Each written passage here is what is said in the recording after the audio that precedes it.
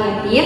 Di sini saya akan menjelaskan beberapa hasil pemeriksaan dan juga penanganan lanjut untuk Ibu Kaila bersama Dokter Ana. Di sini juga ada mahasiswa praktik kami yang ikut mendampingi di sini ya. Di sini ada Yana. Selamat pagi Ibu Kaila dan Mbak Yasha. Saya di sini mahasiswa praktik keperawatan yang masih belajar bersama dengan tim paliatif. Saya di sini akan membantu memberikan informasi dan juga mencatat hal-hal penting untuk Ibu Kaila dan juga keluarga. Saya masih bingung sih, kata dokter kemarin ginjal saya itu udah nggak bekerja lagi ya. Itu maksudnya apa ya?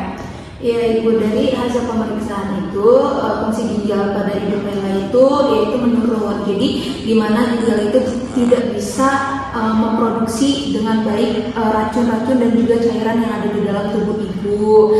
Lalu tidak secara optimal bekerjanya dalam menyaring racun dan juga cairan yang ada di dalam tubuh ibu. Jadi dalam membantunya itu nanti butuh beberapa perawatan. Jadi agar fungsi ginjal ibu itu membaik kembali seperti semula. Oh, berarti hemodialisis itu kayak cuci darah ya dok? Benar, hemodialisis itu kayak terapi cuci darah atau pengganti fungsi ginjal. Jadi dilakukan 2-3 kali dalam seminggu. Nah, prosesnya itu biasanya 4 jam. Tapi setelah dilakukan hemodialisis ini, biasanya Ibu Kaila itu mengalami kelelahan, terus habis itu dia tekanan darahnya itu turun atau bisa kita sebut dengan anemia. Ibu Kaila juga bisa memilih perawatan konservatif tanpa dialisis, tapi tetap mengutamakan kontrol kenyamanan ibu. Kami dari tim paliatif juga pasti bakalan tetap mengutamakan pilihan ibu nanti penanganannya seperti apa, karena kami juga akan tetap memprioritaskan kualitas ibu. Baik Ibu Kaila dan Mbak Yasha, saya jelaskan dengan bahasa sederhana ya. Jadi hemodialisis itu seperti mesin bantu ginjal, di mana nanti darah Ibu Kaila itu akan dialirkan ke mesin yang akan menyaring racun dan juga air yang berlebih, lalu nanti darahnya akan dikembalikan lagi ke tubuh Ibu Kaila. Tapi tindakan ini tuh tidak 100% untuk menyembuhkan, akan tetapi bisa mengurangi gejala seperti nyeri, bengkak, dan juga mual dari Ibu Kaila. Oh gitu ya, berarti itu tuh harus dilakukan semua dulu. Selama fungsi ginjal ibu itu tidak pulih ya ibu, jadi pasti akan terus dievaluasi dari hasil pemeriksaan dan juga tindakan tersebut apakah efektif atau tidak pada ibu. Baik Ibu Kaila, sebelum mulai hemodialisisnya, kami harus memastikan ibu memahami dan menyetujui secara sadar, dan ini juga disebut sebagai informed consent. Dalam informed consent tersebut terdiri dari tujuan tindakan, ada risiko serta apa yang infeksinya, terus juga alternatifnya apa, dan juga nanti ada hak pasien dalam menandatangani informed consent tersebut. Kami tidak akan memaksa, keputusan tetap di tangan ibu dan juga keluarga. Kalau kami setuju, kira-kira apa yang harus disiapkan ya? Mungkin bisa dijelaskan juga tambahan dari adik mahasiswanya ya.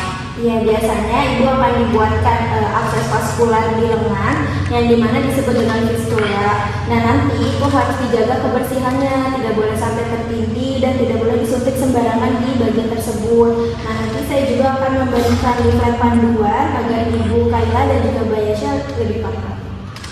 Saya akan memberitahu secara gambaran umumnya ya untuk penanganan dan juga penjagaannya seperti apa. Yang pertama, Ibu Kaila pasti harus jaga kebersihannya.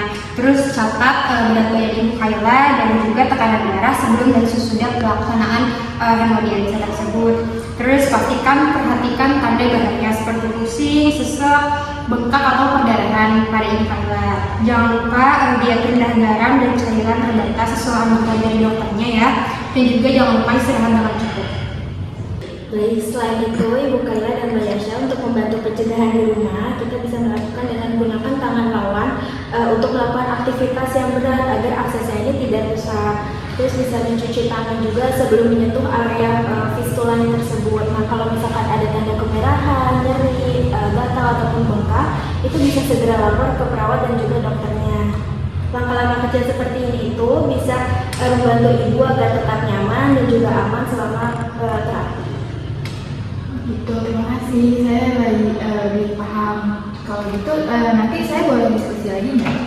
Untuk ibu nanti kami akan pastinya siap membantu ibu. Kami akan memberi waktu kepada ibu dan juga keluarga untuk berdiskusi lebih lanjut. Nanti kita akan jadwalkan kembali rencana untuk tanda tangan persetujuannya.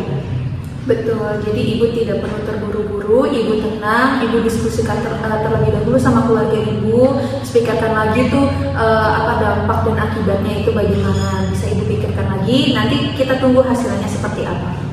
Ya, semoga Ibu Kayla dan juga keluarga ini bisa mempertimbangkan dengan tenang ya. Saya di sini juga siap membantu menjelaskan kembali jika ada yang masih belum jelas. Baik, terima kasih ya dokter, suster, dan Dede yang sudah menjelaskan secara detail. Kami jadi lebih paham.